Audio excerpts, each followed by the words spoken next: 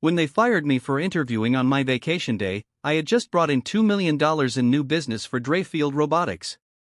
Can you believe that kind of betrayal? This is Jared Monroe, and this is my story of revenge, redemption, and rising above. Welcome to Jake's Revenge. This shows you're not committed to our team, Lawrence said, leaning back in his chair like he was doing me a favor by firing me. My name is Jared Monroe. I'd spent the last 4 years of my life bringing in millions for Drefield Robotics, while my bank account stayed pretty much the same. 29 years old, and still shopping the clearance racks. Still driving the same 10-year-old Honda my parents helped me buy in college. I sat there, looking at Lawrence Bennett, our vice president of sales, with his custom suit and the kind of tan you don't get in Raleigh, North Carolina in March. The kind you get from business trips to Miami in the dead of winter. He was staring at me, waiting for me to beg, or explain, or make a scene. I understand, I said. His eyebrows twitched, not the reaction he expected. You're terminated effective immediately.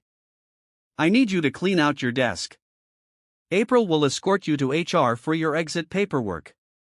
I nodded, stood up, and reached across his massive oak desk to shake his hand. He hesitated before taking it. Thank you for the opportunity, I said. But here's where it gets worse, stay with me, because this is where the real twist comes in on Jake's Revenge. The walk back to my desk was quiet. Everyone pretending to be busy, everyone stealing glances. News travels fast in an open office. I could feel their eyes following me as I pulled a cardboard box from the supply room. I didn't have much to pack. A coffee mug my sister bought me. A few pens that actually worked. The small cactus I'd somehow kept alive under fluorescent lighting for 3 years. For years at this company, and everything I had fit in a box smaller than a microwave. April hovered nearby, keys jangling in her hand, watching me like I might steal the stapler or set fire to my desk on the way out. I'd brought in over $2 million in new business last quarter alone. $2 million. And they thought I might steal a stapler. As I walked toward the elevator, Tyler stepped out of his office. Tyler Davis, my direct supervisor, the man who'd taken credit for half my deals. The man who'd assured me 3 separate times that my raise was in process and just needs Lawrence's approval. He didn't make eye contact. Be sure to turn in your badge at security, he mumbled, then disappeared back into his office. I stepped into the elevator, badge already in my hand. As the doors closed, I caught a reflection of myself in the polished metal. I didn't look fired. I didn't look angry. I looked lighter, like I'd set down something heavy. I just didn't know it yet. I started at Drefield straight out of college. Business degree from state, decent GPA, nothing special except I could talk to people, really talk to them, figure out what they needed and find a way to give it to them. My father always told me, a good salesman sells products. A great salesman solves problems. Dad had spent 30 years in the trenches of pharmaceutical sales. Missed more than a few baseball games, but made sure we never worried about money. When I landed the Drefield job, he was proud. Said it was a solid company with room to grow. For the first 2 years, I believed it. Worked 60-hour weeks. Learned everything there was to know about industrial automation. Built relationships with manufacturing clients across the Southeast, won Rookie of the Year, and then top performer the following year. I believed I was building something. Then I watched Tyler get promoted over me despite my numbers being double his. He has more management experience, they said. Then I watched him get credit for the Westbrook deal, a client I'd spent 6 months cultivating. Then I watched him get a company car. Small things at first. Meeting invites that somehow missed my inbox. Client information that reached me a day late. Comments in meetings like, "Are you sure that's the right approach for this client?" Little cuts day after day. I kept my head down and kept working, kept delivering until last month when I closed the Abbott manufacturing deal, $2 million, our biggest contract of the year. I'd flown to Chicago 3 times on my own dime because the company couldn't justify the expense. I'd worked weekends, missed my cousin's wedding, made it happen. When the contract came through, Lawrence took the team out for drinks. Everyone except me. I found out from Instagram posts the next day. When I finally got up the nerve to ask about a raise, my third attempt, Lawrence told me the timing wasn't right. The company was restructuring compensation packages. That night, I updated my resume for the first time in 4 years. A week later, Vanessa Mills, a former Drefield client who'd moved to Rellon Publishing, reached out on LinkedIn. "We should catch up," she wrote. We had coffee.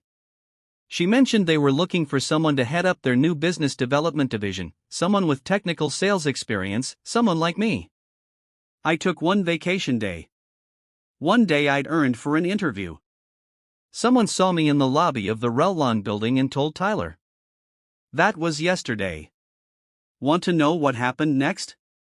Stick with Jake's Revenge, because this is where the fight begins. I sat in my car in the Drefield parking lot for almost an hour after security took my badge, just sitting there, air conditioning running, looking at the building where I'd spent 4 years of my life. 4 years of early mornings and late nights, 4 years of we'll take care of you and you're part of the family and just hang in there. My phone buzzed. A text from Tyler. "Sorry about how things went down. Just following protocol." I turned off my phone without responding and drove home. My apartment felt different when I walked in. Emptier somehow, even though nothing had changed. I dropped my box on the kitchen counter and opened a beer. Then I sat on my couch and did something I hadn't done in years. Absolutely nothing. No emails, no calls, no proposals to review. I just sat there, drinking my beer, watching the afternoon light move across my living room wall. Around 7, I turned my phone back on. 3 missed calls from my parents, a text from my sister asking if I was okay. Apparently, Tyler had called her looking for me, which was a boundary I didn't even know could be crossed, and an email from Vanessa at Rellon. "Can you come in tomorrow? 10 a.m. The team would like to meet you." I responded with one word. Yes. Then I called my parents. "They did you a favor?" My father said after I explained what happened, not what I expected him to say. "How's that?" "They showed you exactly who they are, son. No more illusions. No more maybes. Now you know." He was right. All those times I'd given them the benefit of the doubt. All those times I'd blamed myself for not working hard enough, not being visible enough, not playing the game well enough. All those times I'd swallowed my pride and kept pushing forward because I thought loyalty meant something. It didn't. Not to them. I'd been fired for taking one day, a day I'd earned to look for what they would never give me. Fair compensation, respect, a future. My mother got on the phone. "What do you need, honey? Want us to come down this weekend?" "No," I said, suddenly clear. "I'm okay, actually. I think this might be the best thing that could have happened." And I meant it. For the first time in a long while, I felt something other than tired, something other than that low-grade anxiety that had become my constant companion. I felt free. That night, I slept better than I had in months. In the morning, I put on my best suit, the one I'd bought for important client meetings that Lawrence always managed to attend instead of me. I looked good, rested, ready. The interview at Rellon went better than I could have hoped. They'd already checked my references, already talked to 3 of my former clients, including Abbott Manufacturing. They knew exactly what I was worth. They offered me the position on the spot. Regional Director of Business Development. Double my Drefield salary plus commission. I accepted without hesitation. "When can you start?" Vanessa asked. I smiled. Immediately. I signed the contract with Rellon on Friday afternoon, started the following Monday. They gave me an office with a door and a window, a company credit card, a team of 3 sales associates, and most importantly, they gave me something Drefield never had. A clear path forward. "We want you to grow this division," Vanessa explained. "Build it from the ground up. Your reputation with clients is why we hired you." For the first 2 weeks, everything was perfect. I learned the systems, met the team, started building a strategy. I even sent LinkedIn connection requests to my former colleagues at Drefield. Most accepted. A few sent congratulatory messages. Tyler and Lawrence didn't respond. I didn't care. I was too busy feeling like I was finally where I belonged. Then the cease and desist letter arrived. Mr. Monroe is in violation of his non-compete agreement. It read, he is hereby ordered to terminate his employment with Relon Publishing immediately or face legal action. I'd never signed a non-compete. I was certain of it. I called Relon's legal department in a panic. Don't worry, the attorney said. Send me all your onboarding paperwork from Drefield. We'll handle this. I went home that night and dug through my files. Found my original offer letter, my employment agreement, my most recent performance review. Nothing about a non-compete, nothing about restrictions on future employment. The next day, Drefield's attorney sent over a document with my signature on it, a non-compete agreement dated 3 years ago, right after my Rookie of the Year award. It restricted me from working for any competitor within 100 miles for 1 year after leaving Drefield, but I hadn't signed it. The signature looked like mine, but I had no memory of ever seeing this document. Did you ever sign anything during a performance review? Maybe something they told you was routine, Relon's attorney asked. I thought back. 3 years ago. My first performance review after the award. Lawrence had given me a stack of papers. Just standard paperwork updates, he'd said. Sign at the flags. I trusted him. They're claiming Relon is a direct competitor, the attorney continued. Which is a stretch since you sell publishing equipment and they sell industrial automation, but they're pressing hard. This could get expensive. Will I lose my job? I asked, the familiar knot of anxiety returning to my stomach. Not if I can help it, but be prepared. They might try to drag your reputation through the mud. This feels personal. It was personal. The next day, I received an email from one of my biggest former clients at Drefield. Just had a strange call from your old boss, it read. He implied you took proprietary client information when you left. Wanted to know if you'd contacted me. I told him, you'd always conducted yourself with integrity. What's going on? I forwarded the email to our legal team, my hands shaking with anger. They weren't just trying to stop me from working. They were trying to destroy my reputation. The very thing that had made me valuable despite their own efforts to minimize me. That evening, my phone rang. A number I didn't recognize. Jared, this is Jessica from accounting at Drefield. Her voice was hushed, nervous. I'm not supposed to be calling you, but you were always decent to me. You need to know something. They're saying you stole client files, but it's not true. I saw Lawrence in the server room the day after you left. He was downloading your entire client folder. Then he deleted the original files and told IT you must have taken them. Would you be willing to tell that to my attorney? I asked. I can't, she said. I need this job. I just thought you should know what you're up against. She hung up before I could thank her.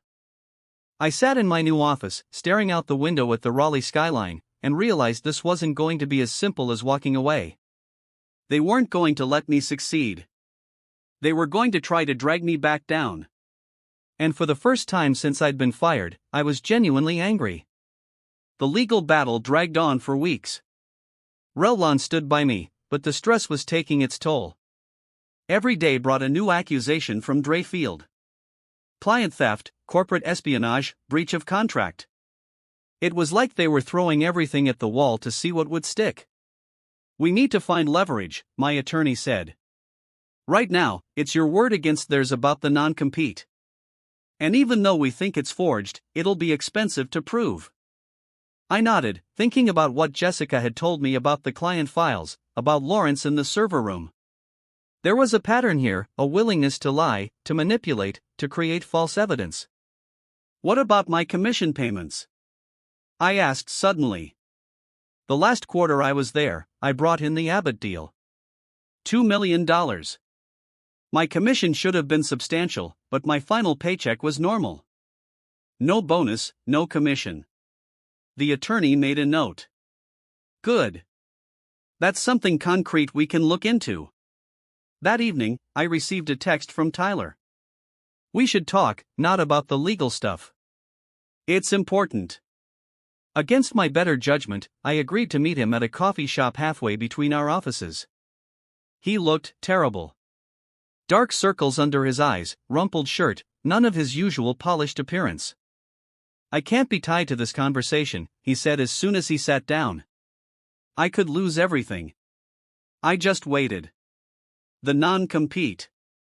It's not just you. Lawrence has been doing this for years. Gets people to sign routine paperwork during reviews, then adds pages later.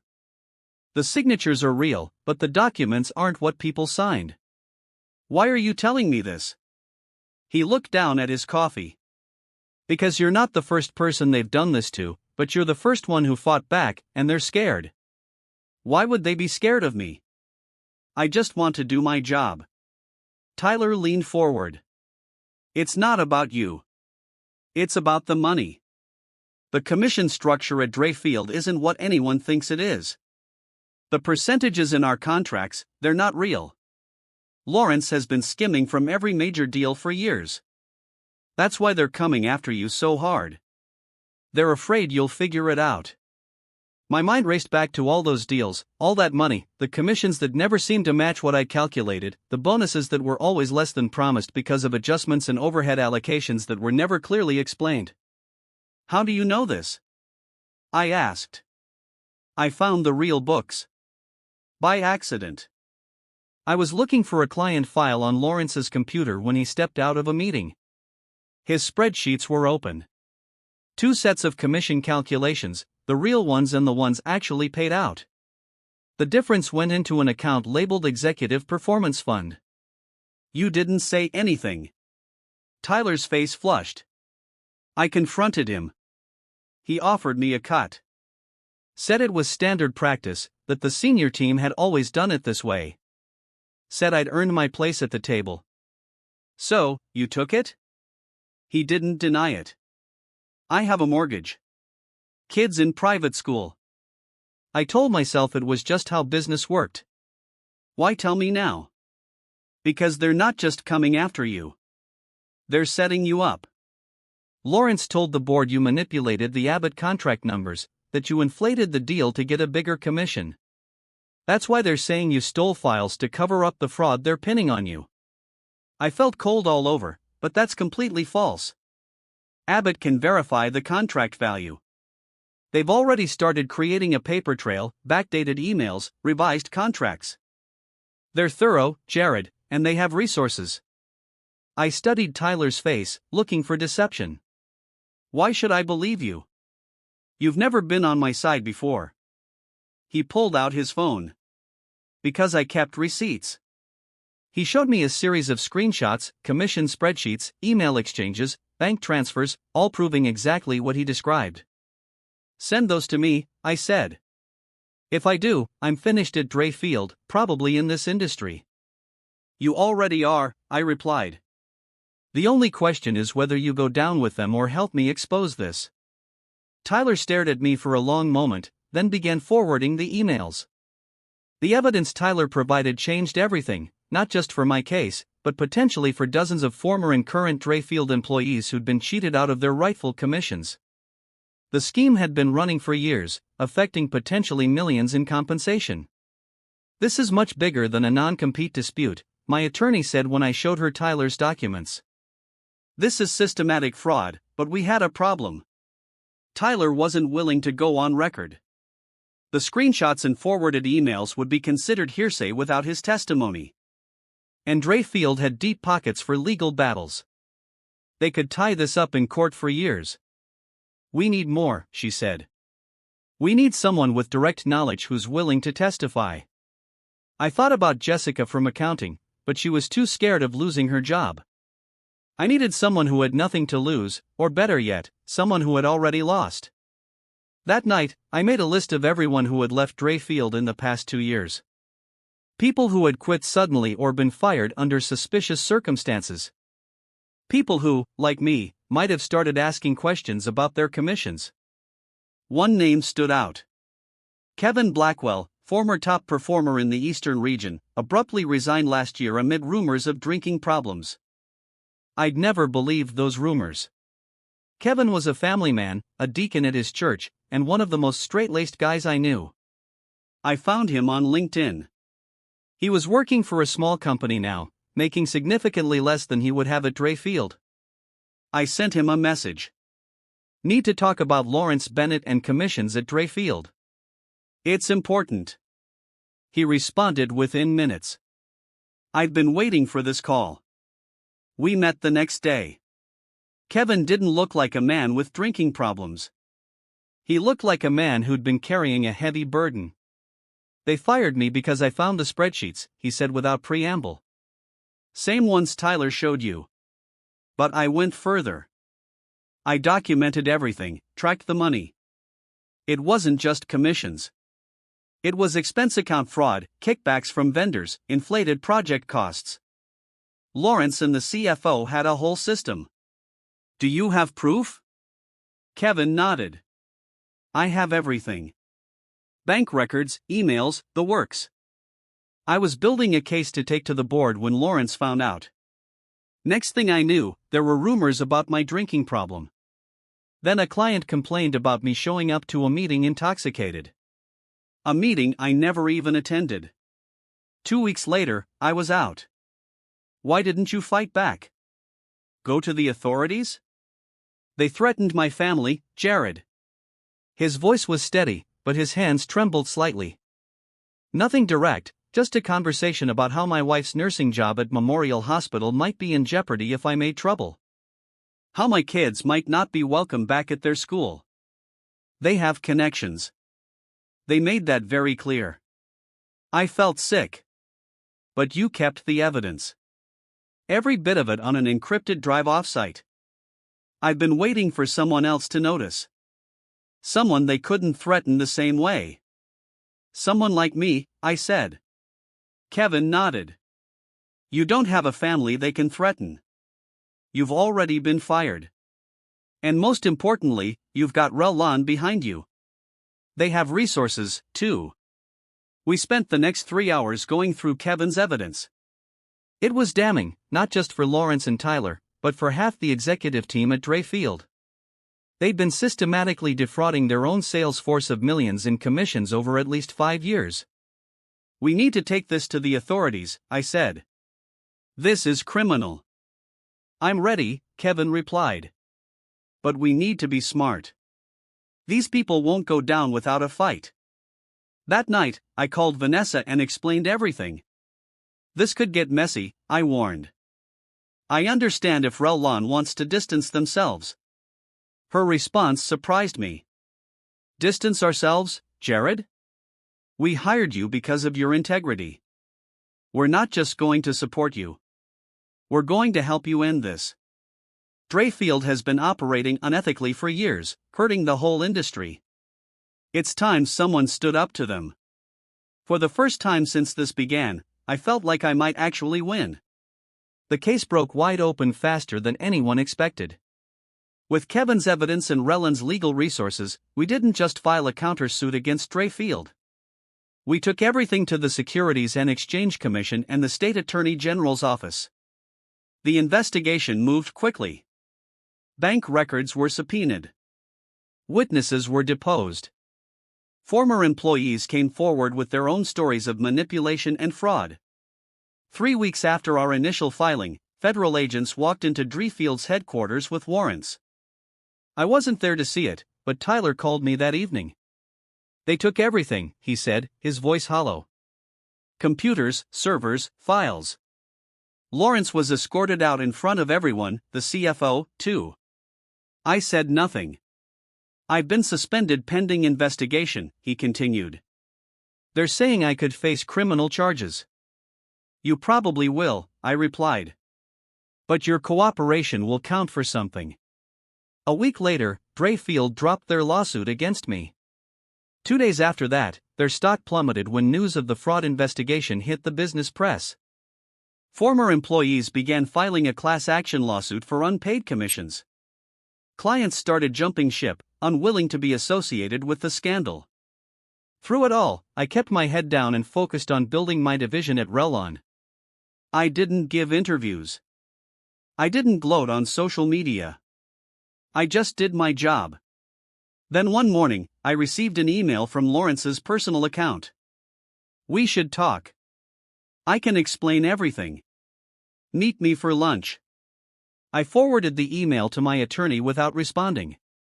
The next day, the Business Journal published a story. Drefield Robotics CEO and executive team stepped down amid fraud allegations. There was Lawrence's photo next to a quote from the board chairman. "We are cooperating fully with authorities and are committed to making this right." I closed the browser tab and went back to work. 3 months to the day after I was fired, the court ordered Drefield to pay me $147,000 in back commissions plus damages. The check arrived by courier the following week. I didn't cash it immediately. I just set it on my desk and looked at it. Not because I needed the validation, but because I wanted to remember what it had cost to get here. The truth. 1 year later, I stood in front of the Rellon sales team, presenting our quarterly results. We doubled our division's revenue, expanded into 2 new markets, built a reputation for honesty and transparency with our commission structure that was attracting top talent from across the industry, including 3 former Drefield employees who'd been part of the class action settlement. The news about Drefield had faded from the headlines. Lawrence and the CFO had taken plea deals. Tyler had avoided jail time by cooperating with prosecutors, but his career in sales was effectively over. The company itself had been acquired by a competitor at a fraction of its former value. I rarely thought about any of them anymore. After the meeting, Vanessa pulled me aside. "Board approved your promotion to vice president effective next month." I thanked her, genuinely grateful, but not surprised. We'd built something real here, something that worked. That evening, I drove to my parents' house for dinner.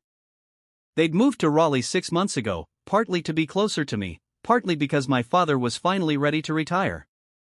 He'd followed the Drefield story closely, more invested in my vindication than I was sometimes. "Proud of you, son," he said as we sat on his back porch after dinner. "Not because you won, but because you did it right. Didn't let them make you bitter. Didn't let them change who you are." I nodded, watching the sunset through the trees. It was never about getting back at them. "I know," he said. "It was about the truth." We sat in comfortable silence for a while. "So," he finally said with a smile. "Vice president, huh?